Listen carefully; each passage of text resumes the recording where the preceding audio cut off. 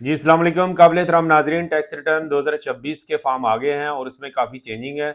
और अगर आप पहले खुद भी फ़ाइल कर रहे थे तो डेफ़िनेटली इसमें आपको प्रॉब्लम्स आ रही होंगी। फिर सवाल ये पैदा होता है कि टैक्स रिटर्न खुद फ़ाइल करें या किससे करवाएँ?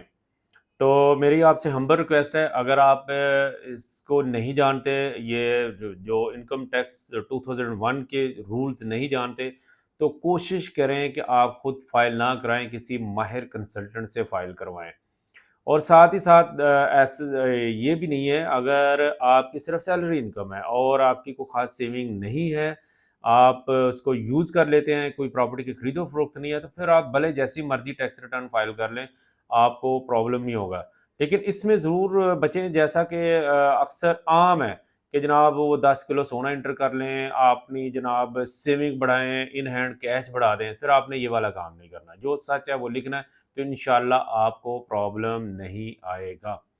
अब साथ ही सवाल ये चलते हैं कि जो हमारा आज का वीडियो का टॉपिक है कि जनाब अच्छा कंसल्टेंट कैसे सर्च करें? जनाब इसके लिए मेरी चैनल पे एक पहले वीडियो है जिसका लिंक मैं डिस्क्रिप्शन में दे दूँगा। उसमें आप ज़रूर चेक कीजिएगा, उसमें मैंने दोनों तरीकों से बताया हुआ है कि 2 तरीके बताए हैं नहीं जी, एक तो ऐसा आप बोलेंगे मैनुअल है, यानी कि आप खुद लॉयर के पास या कंसल्टेंट के पास जाते हैं जिसका ऑफिस होता है, आप अपने डॉक्यूमेंट्स देते हैं और फाइलिंग करवा लेते हैं। और ये नॉर्मली आप एक रेफरेंस बेस पे जाते हैं। और दूसरा ये है जो कि आजकल मकबूल है, हमारा भी प्लेटफ़ॉर्म तकरीबन 99% ऑनलाइन है, तो ऑनलाइन ही आप सर्च करते हैं या आपको मिलते हैं या आपको आपका कोई दोस्त रेफ़र करता है। फिर भी मैं कहूँगा कि आपने उसकी क्रॉस वेरिफ़िकेशन ज़रूर करनी है और उसमें ज़रूरी है कि ये देखें कि ये कब से काम कर रहे हैं, इनका जनाब एटीट्यूड क्या है या प्रोफ़ेशनलिज़्म वर्क कैसा है। और अगर जिसने भी आपको रेफ़र किया उससे पूछें कि जनाब किस-किस फ़ील्ड में काम करते हैं। यहाँ पे भी आपको तकरीबन 3 से 4 किस्म के लोग मिलेंगे। एक हैं वो प्योर लीगल वाले हैं, हमारे मोहतरम जनाब वकील हज़रात हैं, वो भी माशाल्लाह इनकम टैक्स से माहिर हैं और अपनी फ़र्म के बेस पे काम कर रहे होते हैं। इसके बाद आ जाते हैं चार्टर्ड अकाउंटेंट, वो उनकी भी फ़र्म होती है। फिर इनकम टैक्स प्रैक्टिशनर हैं, ये भी फ़र्म बेस पे काम करते हैं, लेकिन कुछ लोग इंडिविजुअल भी काम करते हैं। तो मैं यहाँ पे आपको ये बताऊँगा कि आपने कोशिश करनी है कि ये 3-4 कैटेगरीज़ के जितने भी प्रोफ़ेशनल्स हैं, इसमें उनसे आपने सर्विस लेनी है जो एक फ़र्म बेस्ड काम कर रहे हैं। क्योंकि फ़र्म बेस्ड काम में उनके पास पूरी टीम होगी, उनके पास अकाउंटिंग वाले लोग भी होंगे, लीगल वाले लोग भी होंगे और खुद भी माशाल्लाह टीम वर्क में वो आप उनकी प्रैक्टिस का जो स्कोप है या उनकी प्रैक्टिस ज़्यादा होगी और मुख्तलिफ़ किस्म की जो फाइलिंग है या आपकी चीज़ें हैं, वो अच्छी तरह वो कंपाइल करेंगे। ये मैं आपको प्रैक्टिकल एक्सपीरियंस के तहत आपको बता रहा हूँ। जो इंडिविजुअल्स हैं, यानी एक ही बंदा है, सब कुछ वही कर रहा है और उसके लिए मेरे ख़्याल में मुश्किल होगा मुख्तलिफ़ सिचुएशन आने पे।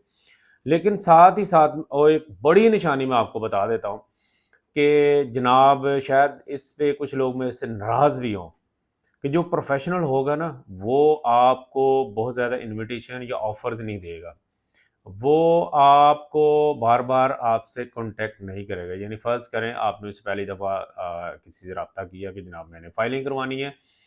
उसने कहा जी ये मुझे इन्फॉर्मेशन चाहिए, ये डॉक्यूमेंट्स चाहिए। फिर आप पूछेंगे जनाब आपकी फ़ीस कितनी है? वो फ़ीस बात करेंगे। आप ठीक है, आप कहेंगे डिस्काउंट, तो मे बी वो डिस्काउंट बता दें, नहीं समटाइम वो कहते हैं जनाब हमारे फ़िक्स ये हमारे चार्जेज़ हैं। इसके बाद आपने ये देखना है कि अगर जो भी उसने फ़ीस की ऑफ़र की या बात हुई और दूसरे या तीसरे दिन आपको वो दोबारा राब्ता कर रहे हैं और जनाब इतने कम कर लें, तो ये फिर प्रोफ़ेशनलिज़्म के ख़िलाफ़ है। या आप कह सकते हैं कि जनाब ये कोई मामला ठीक नहीं है। तो ये आपने थोड़ा-सा ये आपके लिए एक वार्निंग होगी, तो ऐसे लोगों से आपने अवॉइड करना है। क्योंकि मैंने देखा है जो प्रोफ़ेशनल लोग हैं, जो फ़र्म बेस्ड काम कर रहे हैं, उनके पास इस तरह का टाइम नहीं होता कि वो ख़ाम-ख़वाह जो मज़ीद या न्यू कस्टमर के लिए अपना टाइम वेस्ट करें। तो जनाब उम्मीद है ये जो मेरी इन्फॉर्मेशन है आपके लिए काम आएगी और आप जो अपनी टैक्स रिटर्न है बड़े कॉन्फिडेंटली जमा करवा सकेंगे। अपना और अपने से वाबस्ता उम्मीदों का बहुत ज़्यादा ख्याल रखिएगा। पाकिस्तान ज़िंदाबाद।